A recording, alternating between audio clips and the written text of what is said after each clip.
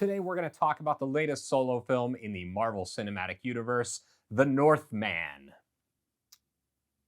I'm just kidding, this is something else. Thanks so much for checking out the video. Before we get started, click on that red subscribe button and the notification bell. That way you know whenever I post a new piece of content. Okay, so we're not talking about a Marvel movie. We're talking about the latest movie from Robert Eggers. He is a director known for directing two other films thus far in his short career, The Witch and The Lighthouse. And when you talk about those movies, a lot of people have I think what could only be described as an unreasonable reaction to uh, those movies. I think I haven't seen The Witch. I've heard it's really good. I need to watch it. And I liked The Lighthouse. I didn't think it was this incredible, masterpiece of cinema like a lot of people did. But I thought it was really, really good. I think William Dafoe and Robert Pattinson are fantastic in that movie. I think it's really, I wouldn't call it fun to watch, but it's an enjoyable enough experience. It's got great performances. It's got a rock solid script. Really cool story, incredible visuals. I love the way the movie is framed and shot.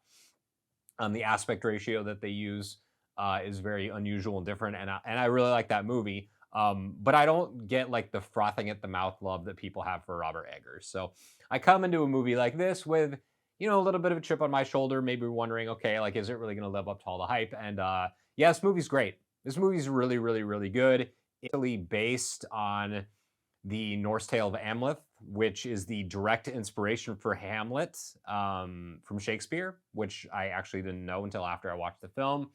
And yeah, it's basically about a young boy who witnesses the murder of his father at the hands of his uncle, and then from there it just becomes this really visceral, nasty revenge tale. And what I liked about the movie is that I initially thought it was just going to be like this bloodlust, gung ho, you know, kill mission for the main character. And in some ways it is that. And in some ways it isn't. This is much more of a kind of a thinking man's revenge tale. And I was pleasantly surprised by that because the movie initially just didn't give me that impression. It's extremely violent. It's got plenty of blood, buckets of gore, and and it's really good. I think Alexander Skarsgård as Amleth gives a really really good performance. The side characters, Ethan Hawke is briefly in the movie at the beginning of the film as the king. R.I.P. Spoiler alert. Nicole Kidman as the queen. She's really good. Anna Taylor-Joy as Olga, who's like the sorcerer girl. She's fantastic too. I think she's also in The Witch, and I'm a big fan of her. She was really good in The Queen's Gambit. If you haven't seen that, it's on Netflix. It's dope. You should check it out. And I think there's not really anything I didn't like, and I can't say that about a lot of movies. I could say maybe that this movie leans really heavily into the mythical aspects of its story.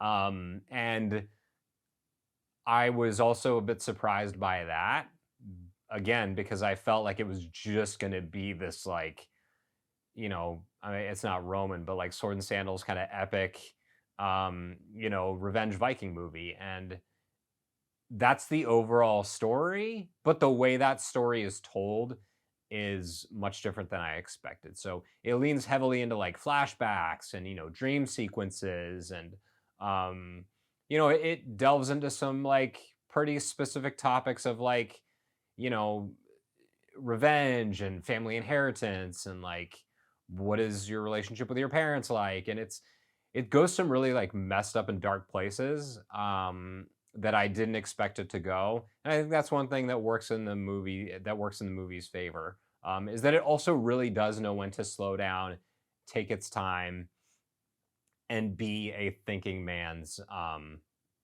movie. And I I liked it. I really, really liked it. Wasn't so sure I would going into it. I'd heard a lot of hype around it. Everyone I had talked to said that they loved it. And my hesitation regarding kind of the hype around this director, get it a lot, it forced me to be a little hesitant, and it led me to have some speculation going into it. And I was pleasantly surprised to find out that I was wrong. And the movie is really, really, really great. So, The Northman, it's on digital, it's streaming on iTunes or wherever you want to buy it. And I think you should check it out. I think it's his best movie. There's a lot to like about The Lighthouse, but I like this a lot more. Um, it's dark.